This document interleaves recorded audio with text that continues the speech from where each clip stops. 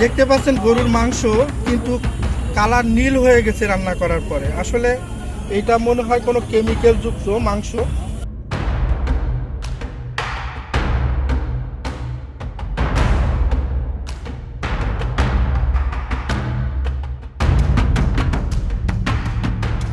দেখেন আপনারা এত নীল হবে কারণ আমি তো এই জিনিসটা কালো হয় না তো, গরুর মাংস কালো হয় না। ভাই গেছা বাজারে আমি ইসমাইল গোশ ব্যবসায়ী। টাটকা গোশ গরু জবাই করে বেচার পরে ফ্রিজের গোশ বেচেছি, 10-12 জন লোকে নিয়ে গেছে। তার মধ্যে মডার্ন বেকারির থেকে ওরা গোশ নিয়ে গেছে, নিয়ে রান্না করার পরে রং চেঞ্জ হয়ে গেছে, নীল হয়ে গেছে, আবার আমার ধারে নিয়ে এসেছে। নিয়ে আসলে আমি বললাম যে হয়তো আপনাদের কারখানার কোনো মেডিসিন বা কেমিক্যাল পড়তে পারে, তার জন্য এই কালার হয়েছে। নাহলে তো আরও বাজারে যারা গোশ নিয়েছে তারাও তো বলবে, তারাও তো রান্না করতেছে, তারা তো বলতেছে যে না সমস্যা না। এই পালি তারা বলে চলে গেছে। ভাই, আপনার নাম কি? মোহাম্মদ রাশিদুল ইসলাম। আপনি কোথায় কাজ করেন? এই মডার্ন বেকারিতে কাজ করি। আচ্ছা, কি হয়েছে বলেন তো, ঘটনাটা কি? আমরা সবাই মডার্ন বেকারিতে কাজ করি, সবাই মিলে স্টাফ মিলে কিছু টাকা উঠাইছি। টাকা উঠাই একটা পিকনিকের ব্যবস্থা করেছি, দুপুরবেলা খাবো তাই। এখন ওই পাইকেসা ইসমাইলের দোকান থেকে আমরা এই 4 কেজি গোশ কিনেছি, 100 গ্রাম কম আছে, মানে 2800 টাকার গোশ আর কি। উনি ওই মূলত ওনার যে টাটকা গোশ ওটা বিক্রি হয়ে গেছিলো, তা বলছিল যে আমার ফ্রিজে গোশ আছে। তা বললাম যদি ভালো গোশ থাকে তাহলে আমাদের দেন। তা উনি বললো ভালো গোশ।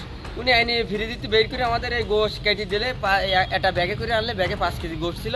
1 কেজি একজন প্রথম নিলে, পরে আমরা 4 কেজি নিলাম। এই তাতে 100 গ্রাম কম আছে, সেই গোশ নিয়েছি আমরা।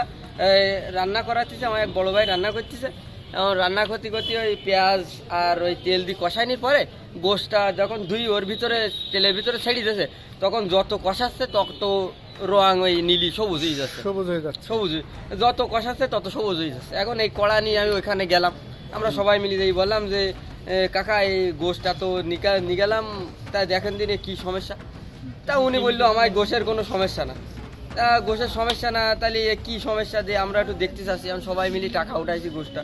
তা উনি তো কোনো পদক্ষেপ নিলে না। তা আমরা আসলাম ইউনো স্যারের এখানে, যে ইউনো স্যার যদি কোনো পদক্ষেপ নেয়। উনি মোটে দেখলেও না। আমরা সবাই মিলে অনুরোধ করলাম যে স্যার আপনি জিনিসটা দেখেন। উনি বারবার পাঠাই দিচ্ছে থানায় অভিযোগ করো। আমরা থানায়, গরিব মানুষ থানায় দিই, দিন মজুর মানুষ থানায় দিই, কি করবো আমরা দিই। আমরা যেখানে আসলে সমাধান হয় সেইখানে তো আসি ইউনো স্যারের এখানে।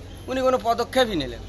গরিব মানুষের টাকা আর কি, কষ্টের কোনো। আচ্ছা, আপনারা কি মনে করছেন এতে কোনো কেমিক্যাল বা? এখন আমরা তো ভালো বুঝিনি, আমরা মনে করছি হয়তো কেমিক্যাল টেল কোনো কিছু দেওয়া আছে কিনা। আমাদের যদি একটু পরীক্ষা নিরীক্ষা করি এরা বুঝাই দিত, তাহলে আমরা হয়তো বুঝতে পারতাম। যদি কোনো কেমিক্যাল থাকে তা আমাদের মতো আরো গরিব মানুষ তারাও তো ক্ষতিগ্রস্ত হবে এটা খেয়ে। তাই চাচ্ছি যে আমাদের তো এখন আমরা বুঝতে পারি যে আমাদের যাতে ক্ষতি হয়নি, আমরা খাইনি, আর মানুষের জন্য ক্ষতি না হয়, এই ধরনের জিনিস যেন বিক্রি না করে বাজারে। এখন মনে করেন যে সারাদিন কাজ করি, কষ্টের টাকা, সেই টাকা অল্প কিছু সবাই 150 টাকা করে তুলি, এই জিনিসটা কিনলাম, এই টাকাটাই তো নষ্ট। আর দুপুরবেলা না খেয়ে থাকতে হবে এখন একটা অবস্থা। মনে করলাম স্যারের এখানে গেলি কোনো একটা ব্যবস্থা করো, স্যারে তো কোনো গ্রাহ্যই করলো না।